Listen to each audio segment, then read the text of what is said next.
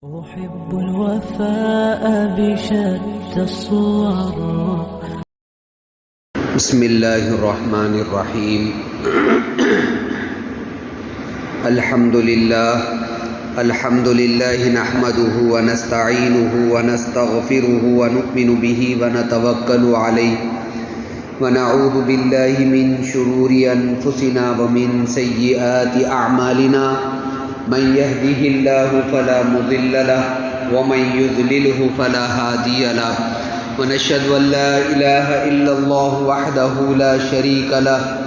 ونشهد أن سيدنا ونبينا ومولانا محمدا عبده ورسوله. أما بعد، أعوذ بالله من الشيطان الرجيم. بسم الله الرحمن الرحيم. وَإِذْ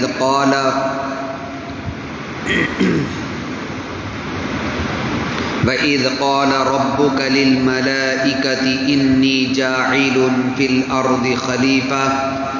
قَالُوا أَتَجْعَلُ فِيهَا مَن يُفْسِدُ فِيهَا وَيَسْفِكُ الدِّمَاءَ وَنَحْنُ نُسَبِّحُ بِحَمْدِكَ وَنُقَدِّسُ لَكَ قَالَ إِنِّي أَعْلَمُ مَا لَا تَعْلَمُونَ. صدق اللہ العظیم. محترم بزرگوں اور دوستو، اللہ رب العزت نے اس دنیا کو پیدا فرمایا اور اس کے اندر جنات اور انسان کو بسایا. اللہ تبارک و تعالی اس دنیا کو بنانے کے وقت میں فرشتوں نے اللہ تبارک و تعالی سے فرمایا تھا کہ اے اللہ، آپ اس دنیا کو بنا رہے ہیں اور اس کے اندر ایسی مخلوق کو پیدا کریں گے جو آپس میں ایک دوسرے کے ساتھ لڑے گی، دنیا میں فساد برپا کرے گی اور ایک دوسرے کا خون اور قتل و غارت گری کرے گی. آپ ایسی مخلوق کو خلیفہ بنا رہے ہیں اس دنیا کے اندر، اس دنیا کی حکومتوں کو ان کے حوالے کر رہے ہیں. کیا ہم آپ کی تسبیح کرنے کے لیے اور آپ کی تعریف کرنے کے لیے کافی نہیں ہیں؟ اس وقت میں اللہ تبارک و تعالی نے فرشتوں سے کہا تھا کہ جو میں جانتا ہوں وہ تم نہیں جانتے. مجھے پتا ہے کہ یہ مخلوق دنیا کے اندر کیا کرے گی. میں اس کو اس دنیا کے اندر خلیفہ بنا رہا ہوں اور اس دنیا کے اندر حکومت کرنے کا خلیفہ اس کو بنا کر کے اس دنیا میں بھیج رہا ہوں. اللہ تبارک و تعالی نے اپنی نورانی مخلوق اور فرشتوں کو انسانوں کے متعلق یہ جواب دے کر کے خاموش بٹھایا کہ میں دنیا میں ایک ایسی مخلوق پیدا کروں گا جو دنیا میں میرا خلیفہ بن کر کے رہیں گے.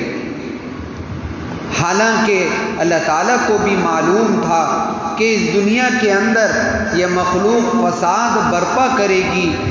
اور قتل و غارت گری کرے گی اور ایک دوسرے کا خون کرے گی. اللہ تعالیٰ نے فرشتوں کو اس کا جواب دے کر کے خاموش بٹھا دیا. اللہ کے نبی صلی اللہ علیہ وسلم کی اس دنیا سے رخصت ہونے پر، آپ کے وصال اور آپ کے اس دنیا سے پردہ فرمانے پر، اس اسلامی مملکت اور مدینہ منورہ کی خلافت اور اسلامی خلافت کے لیے تمام کے تمام لوگوں نے حضرت ابو بکر رضی اللہ تعالی عنہ کے ہاتھ پر بیعت فرمائی کہ ہم آپ کے ہاتھ پر بیعت کرتے ہیں اور آپ کو اپنا خلیفہ مانتے ہیں اور آپ کو ہم اپنا بڑا مانتے ہیں۔ تو دنیا کے اندر خلیفہ کا بننا یعنی یہ کہ دنیا کے اندر حکومتوں کو سنبھالنا، ایک پوری حکومت کو لے کر کے چلنا، پوری رعایا کو ایک ساتھ لے کر کے چلنا، ان کی ضروریات کا خیال رکھنا، ان کے اچھے برے چیزوں کو دیکھنا اور ان کے اندر شر اور فساد کو ختم کرنا، اس کے لیے اللہ رب العزت نے دنیا کے اندر خلافت اور حکومت کا سلسلہ چلایا ہے۔ حکومتیں آتی رہتی ہیں، جاتی رہتی ہیں، آج کسی کی حکومت تو کل کسی کی حکومت ہے، ہر کوئی اپنے دور کے اعتبار سے اس حکومت کے اندر اچھے کام برے کام سب کچھ کر کے جاتے رہتے ہیں، پھر کوئی اور آتا ہے اور اپنے نئے وعدے لے کر کے آتا ہے اور اپنے نئے وعدوں کے ساتھ آگے بڑھتا ہے، تو وہ کچھ کامیاب ہوتا ہے کچھ ناکام ہوتا ہے۔ دنیا کے اندر حکومتیں ایسی ہی آتی رہیں اور جاتی رہیں، ختم ہوتی رہیں۔ اللہ تبارک و تعالیٰ نے دنیا کا سلسلہ ہی ایسا بنایا ہے۔ دنیا کے اندر کچھ لوگ رعایا بن کر کے رہتے ہیں تو کچھ بڑے بڑے عہدوں کے اوپر ہوتے ہیں، کچھ بادشاہان ہوتے ہیں تو کچھ منسٹرز ہوتے ہیں۔ یہ اللہ تبارک و تعالیٰ کا ایک نظام ہے، اسی سے دنیا کا نظام چل رہا ہے۔ اگر ہر ایک بڑا بن جاتا ہے، ہر ایک بادشاہ بننا چاہے تو دنیا کا نظام نہیں چل سکتا ہے۔ ہر کوئی منسٹر بننا چاہے دنیا کا نظام نہیں چلایا جا سکتا ہے۔ اگر ہر کوئی غریب رہے اور ہر کوئی ماتحت رہے تب بھی دنیا کا نظام نہیں چل سکتا۔ دنیا کا نظام چلنے کے واسطے اللہ رب العزت نے کسی کو اونچا مقام دیا، کسی کو کم مقام دیا، کسی کو درمیانہ رکھا، کوئی کسی کے ماتحت ہے تو کوئی کسی کا سردار بنا ہوا ہے۔ اس طریقے پر دنیا کا نظام چلایا جا سکتا ہے۔ اب سے نہیں بلکہ ابتدائے دنیا سے یہی طریقہ اور یہی طرز رہا ہے۔ اللہ کے نبی صلی اللہ علیہ وسلم نے بھی جب مدینہ منورہ کے اندر آپ تشریف لائے تو وہاں پر آپ کو سب نے اپنا بڑا مان کر کے چلا۔ نبی کے ہوتے ہوئے کوئی اور بڑا بن نہیں سکتا۔ اللہ کے نبی صلی اللہ علیہ وسلم پوری اسلامی حکومت کو اپنے انڈر میں لے کر کے چلتے، جنگوں کا نظام ہو، رعایا کے ضروریات کا نظام ہو اور لوگوں کے رہن سہن کا معاملہ، معاشرت کا معاملہ، غرض یہ کہ جتنے معاملات ہوتے اللہ کے نبی صلی اللہ علیہ وسلم نے خود اس کو حل کیا اور آپ تمام کے تمام لوگوں کے اور اسلام سے متعلق جتنے لوگ تھے ان سب کے بڑے ہو کر کے رہے۔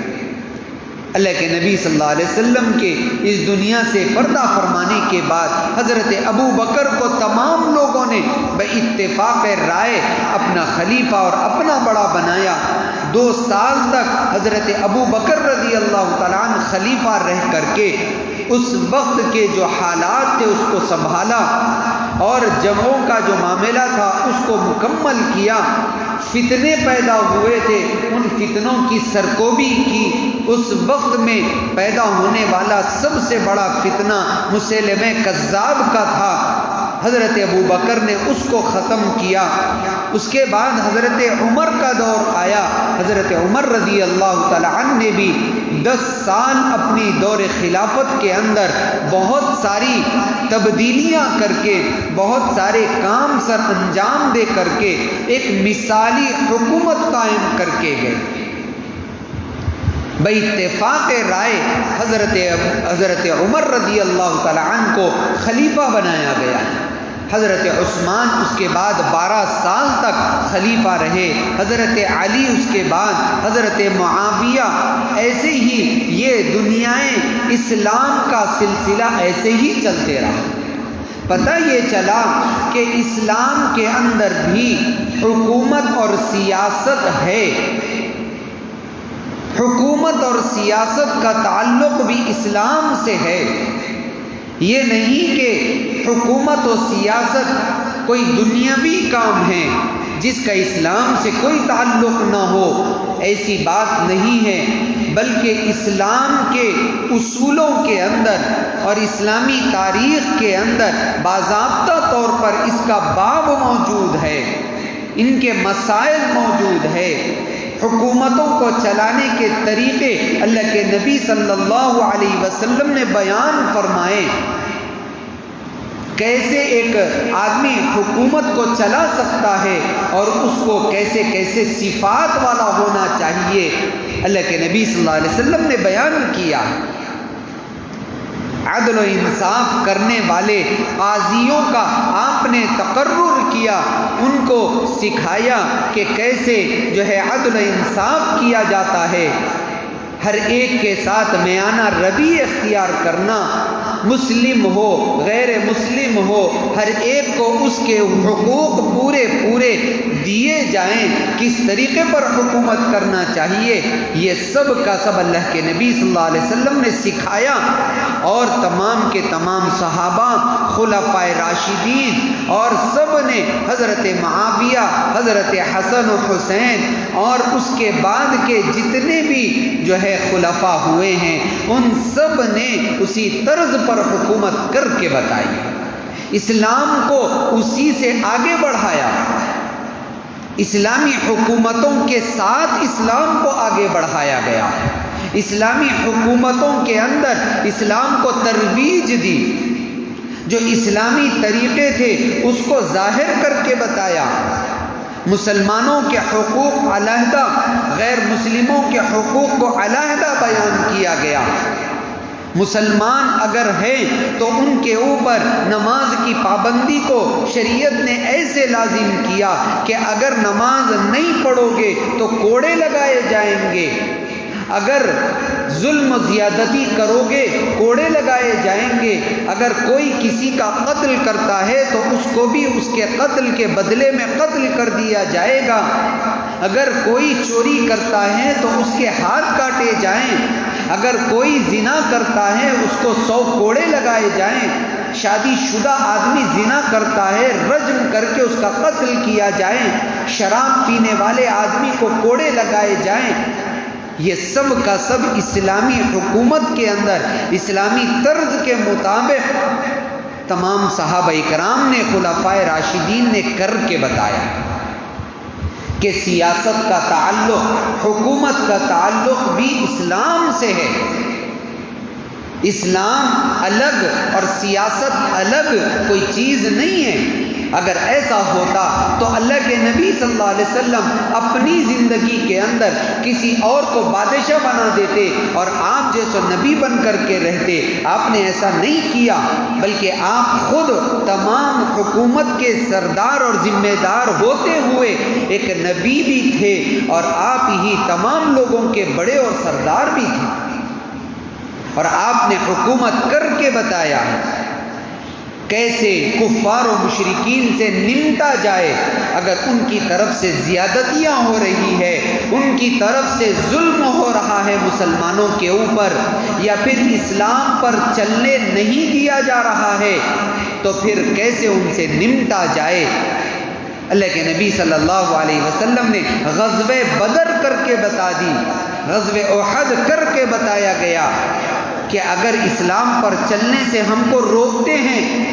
یا اسلام کے کاموں کو کرنے سے ہمیں رکاوٹ ڈالتے ہیں اور ہمارے اوپر ظلم کرتے ہیں تو ہم بھی پھر چوڑیاں پہن کر کے نہیں بیٹھے ہیں، بلکہ اسلام بھی اپنا دفاع سکھاتا ہے،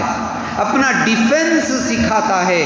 کہ اسلام کوئی خاموش بیٹھ جانا نہیں ہے۔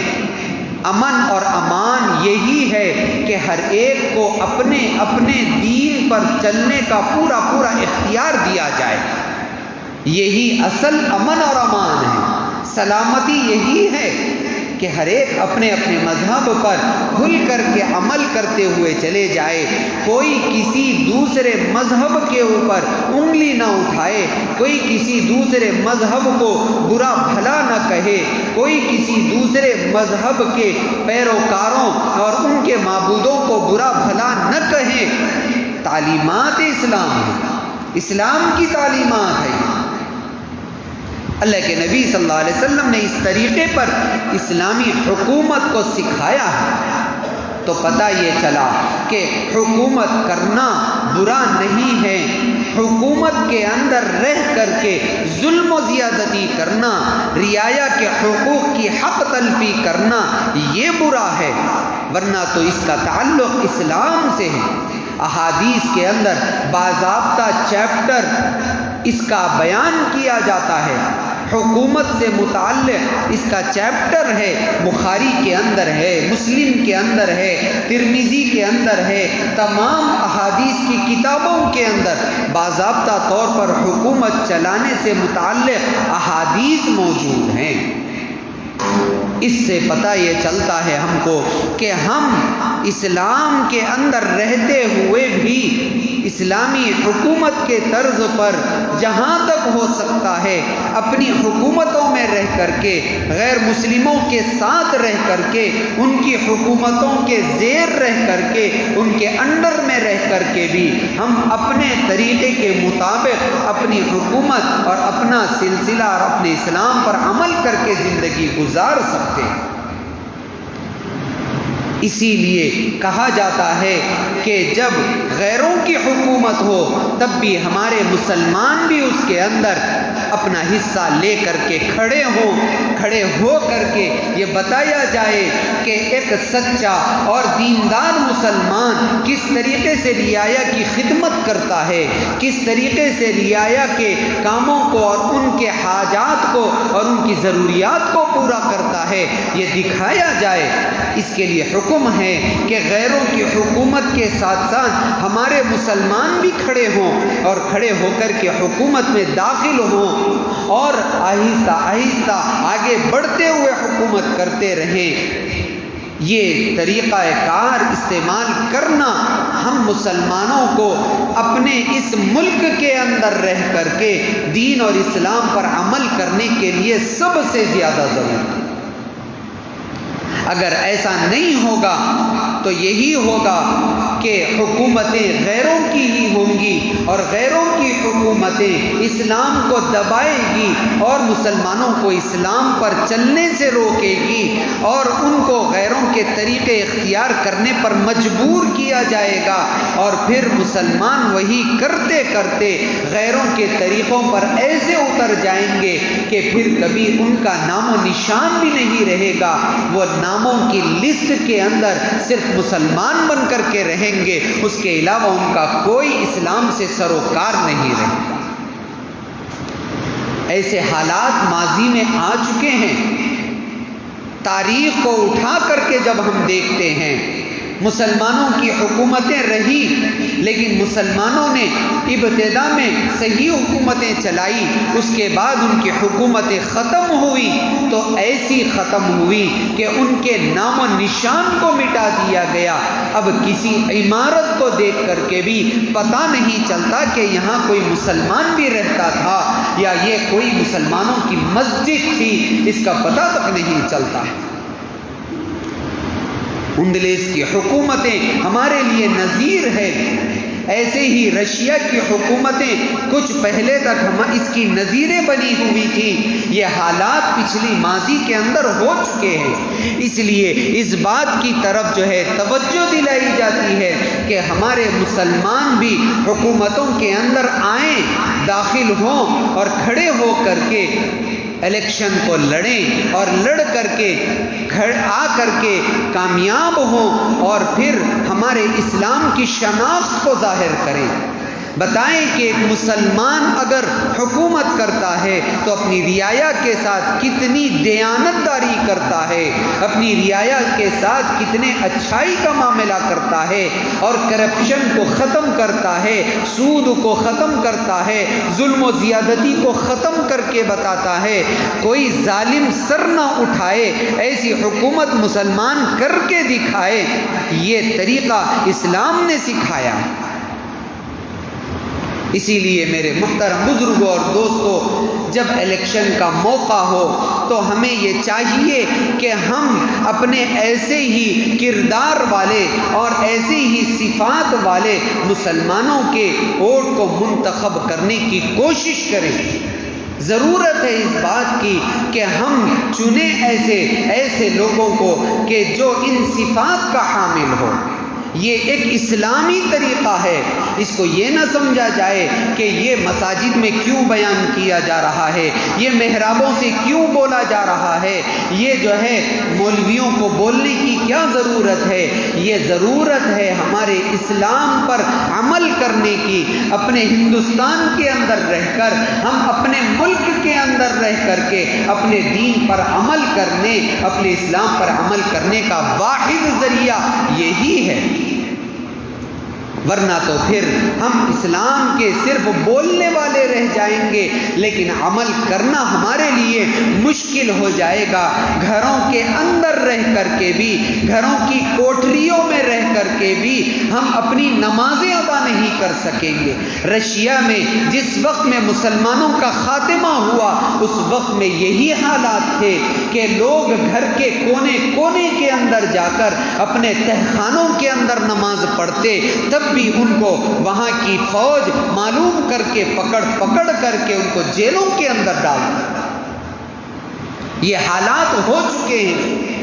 میرے دوستو، اگر ہم اس کے اوپر توجہ نہیں دیں گے اور اس میں ہم آگے نہیں بڑھیں گے، اپنے ووٹ کا صحیح استعمال نہیں کریں گے، تو پھر ہمارے لیے خسارے ہی خسارے ہیں. خسارے ہی خسارے ہیں. غیروں کی حکومت ہمارے اوپر آتے رہے گی اور ہم دبتے چلے جائیں گے. اگرچہ کہ دبے ہوئے ہیں، لیکن پھر بھی ہم کچھ اسلام کے اوپر عمل کر سک رہے ہیں، کچھ ہم اعمال اپنے کر سک رہے ہیں. آزادانہ طور پر ہم نمازیں پڑھ سک رہے ہیں، آزادانہ طور پر ہم اپنی عبادتیں کر سک رہے ہیں، ہم اپنی عبادت گاہوں کی حفاظت کر سک رہے ہیں. ابھی حالات ہمارے اچھے ہیں. ہم ان حالات کو قابو میں رکھتے ہوئے اپنے ووٹوں کا صحیح استعمال کر کے اس کو صحیح طریقے پر اگر دیں گے، ایسے لوگوں کے ہاتھ میں اپنے علاقوں کو دیں گے کہ جو صحیح طریقے پر چلا سکتے ہوں، اور ایسے لوگوں کو جو ہمدرد ہوں، جو ہے مظلوموں کی مدد کرنے والے ہوں، جو ہے عورتوں کے مسائل کو حل کرنے والے ہوں، بچوں کے مسائل، بوڑھوں کے مسائل، پڑھنے پڑھانے والے اسٹوڈنٹس کے مسائل، محلے کے حالات، اور ہماری آوازوں کو لے کر کے ایوانوں تک پہنچانے والے ہوں، ہماری آوازوں کو لے کر کے اسمبلیوں تک پہنچانے والے ہوں. ایسے لوگوں کو لے کر کے ووٹ دینے کی کوشش کرنا، یہ ایک مسلمان کا فریضہ ہے. فرض ہے مسلمان کے اوپر صحیح ووٹ کا استعمال کرنا. ہم صحیح استعمال تو دور کی بات ہے، اس کو ایسے نظر انداز کر دیتے ہیں کہ ہمارے صرف اکیلے کے ووٹ ڈالنے سے کیا ہوگا، یہ کہہ کر کے ہم ووٹ ڈالنے سے پیچھے ہٹ جاتے ہیں. حالانکہ ایک ووٹ بھی آپ کا کسی اچھے آدمی کو کامیاب کرنے کے لیے کافی ہو سکتا ہے. ایک ووٹ سے بھی آدمی آگے بڑھ سکتا ہے. ترکی کی حکومتیں ہمارے سامنے ہیں، جس میں حالیہ انتخابات کے اندر چند ووٹوں کے ذریعے سے، چند پرسنٹیج کے ذریعے سے اچھی حکومت قائم ہو سکی. یہ حالات ہے میرے دوستو. اس وجہ سے ہمیں ضرورت ہے اس بات کی کہ ہم ایسی حکومتوں کو لانے کی کوشش کریں اور لوگوں کے اندر اس کے شعور کو بیدار کریں کہ ہم اپنے ووٹر آئی ڈیز کو بنائیں اور اس کو ترتیب دیں، بنانے کے پورے راستے فراہم کریں، اس کے لیے کیمپس کو قائم کریں، ہم اپنی مساجد کی طرف سے اس کا انتظام رکھیں۔ محلے کے اندر مسجد ایک ایسی جگہ ہوتی ہے جس کی طرف تمام محلے کا رجوع ہوتا ہے، تمام محلے کے لوگ مسجد سے اٹیچ ہوتے ہیں۔ کسی کے گھر کو انتخاب کرنے کے بجائے مسجد کا انتخاب کیا جائے، مسجد کے لوگ مل کر کے بیٹھ کر کے اس بارے میں سوچیں اور لوگوں کے حالات کے اوپر غور کریں، سروے کریں کہ کتنے لوگوں کے پاس ووٹر آئی ڈی ہے، کتنوں کے پاس نہیں ہے، کتنوں کے غلط سلط ہے، ان کو بنانے کی کوئی تدبیر کرنے کی کوشش کی جائے، کیمپ کو قائم کیا جائے اور کر کے ان کو اس قابل بنایا جائے کہ وہ بھی ووٹ دے سکیں، جس کی وجہ سے اچھے لوگ آ کر کے صحیح طریقے پر کام کر کے ہمارے محلوں کے وقار کو باقی رکھ سکیں، ہمارے محلوں کے اندر دینداری کو باقی رکھ سکیں، ہمارے محلوں کے اندر نوجوانوں میں دین کو بیدار کرنے والے لوگ آ سکیں۔ اس طریقے سے ہم اگر کریں گے تو ہمارا دین باقی رہے گا، ورنہ پھر ہمارا دین باقی نہیں رہ سکے گا۔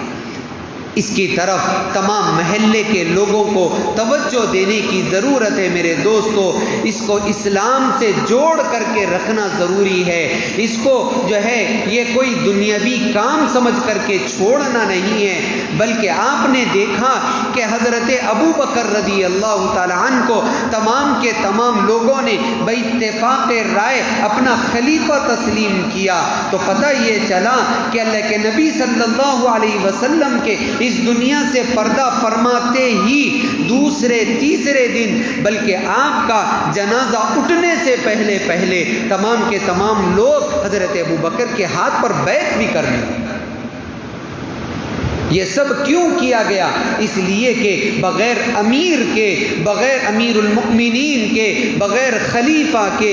کوئی مسلمان رہنا مشکل ہے، اور ان کے حالات کو دیکھ کر کے لے کر کے چلنے والا کوئی نہ کوئی ہونا ضروری ہے۔ یہ بتلا دیا ہم کو اسلام نے، حضرت ابو بکر کی بیعت نے ہمیں یہ بتلایا ہے۔